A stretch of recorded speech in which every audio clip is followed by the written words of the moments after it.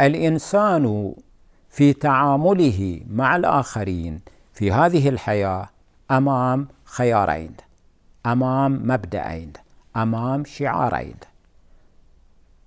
الشعار الأول والخيار والمبدأ الأول هو مبدأ وخيار وشعار الله عز وجل، وشعار أنبيائه، وشعار القرآن الكريم. والشعار الآخر هو شعار شيطاني، شعار جاهلي. إذا الإنسان حكم عقله في تعامله مع الآخرين فسيختار مبدأ وشعار الله عز وجل وأنبيائه وقرآنه الكريم. وأما إذا الإنسان والعياذ بالله جمد عقله في تعامله مع الآخرين فسيختار شعار الشيطان وشعار الجاهلية. شعار الجاهلية ماذا يقول؟ شعار الجاهلية ومبدأهم يقول: ألا لا يجهلن أحد علينا فنجهل فوق جهل الجاهلين، ونشرب إن وردنا الماء صفوا ويشرب غيرنا كدرا وطينا. هذا هو شعار الجاهلية في التعامل مع الآخرين. شعارهم يقول: إذا أحد اعتدى عليك فاعتدي عليه بأشد وأكبر مما اعتدى عليك. إذا أحد أساء إليك فرد الإساءة بأشد وأكبر من الإساءة التي أسيئت إليك. شعار الجاهلية يقول: إذا أحد غلط عليك فرد عليه الغلط بأشد مما غلط به عليك. والتاريخ ينقل لنا قصصا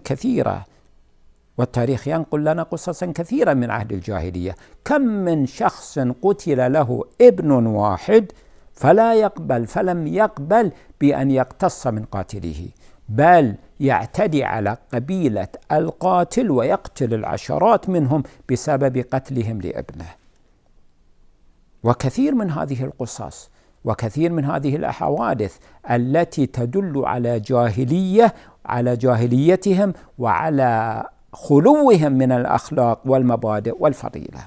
هذا هو مبدأ الجاهلية. مبدأ الجاهلية: ألا لا يجهلن أحد علينا فنجهل فوق جهل الجاهلين، ونشرب إن وردنا الماء صفوا ويشرب غيرنا كدرا وطينا. حتى إذا شاهدنا مشروعا خيريا أو شاهدنا عملا خيريا لا نقبل به، بل نقف ضد ذلك المشروع الخيري وندمر ذلك المشروع الخيري لئلا يستفيد منه غيرنا.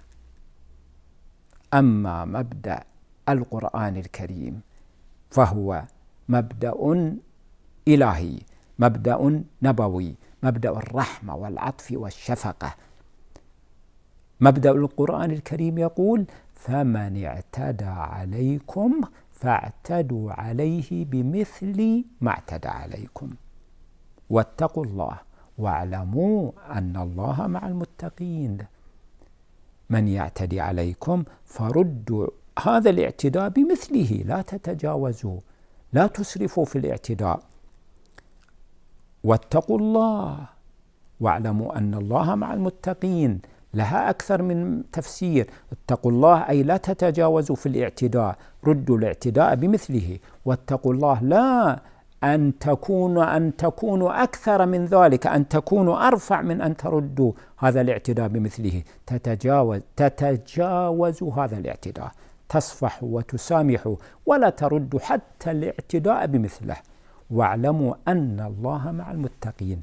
من يسير على منهج القرآن الكريم وشعار القرآن الكريم فهو من المتقين، والمتقين الله عز وجل معهم. واعلموا أن الله مع المتقين. وأي مقام ومرتبة وفضل بأن يكون الله سبحانه وتعالى معك إذا اتبعت شعار القرآن الكريم. شعار القرآن الكريم ماذا يقول؟ وإن عاقبتم فعاقبوا بمثل ما عوقبتم به ولئن تصبروا ولئن صبرتم لهو خير للصابرين. إن عاقبتم فعاقبوا بمثل ما عوقبتم به، لا تسرفوا في العقاب.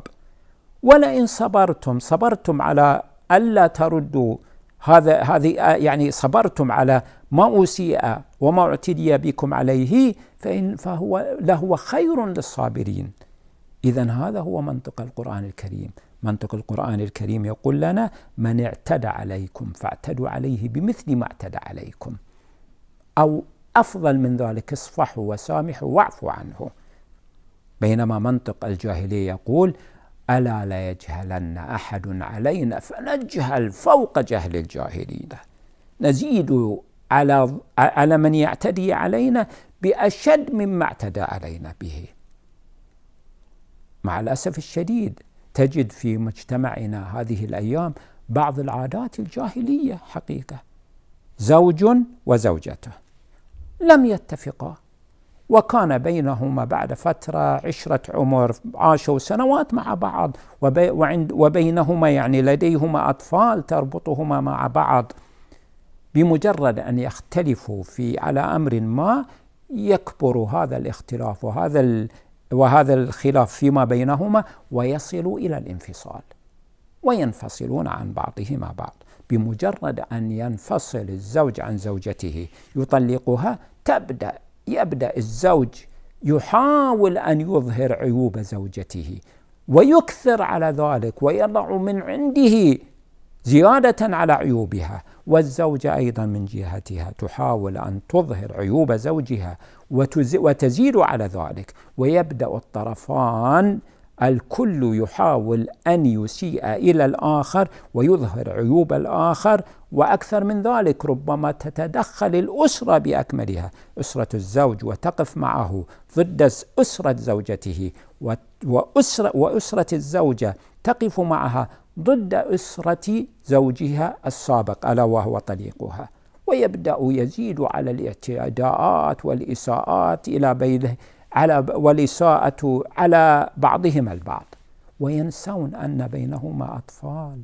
هؤلاء هم الضحية، هؤلاء هم الذين حقيقة أكثر المتأثرين والمتأذين من هذا الانفصال، هؤلاء الأطفال. وإن حدث الانفصال فليكن بين الزوج وزوجته يعني عشرة، فليتذكروا العشرة التي كانت بينهما، فليتذكروا الأيام الجميلة التي كانت بينهما، فليتذكروا هؤلاء الأطفال الذين يعني حقيقة هم من يعني يكونون ضحية لهذا التصرف الجاهلي.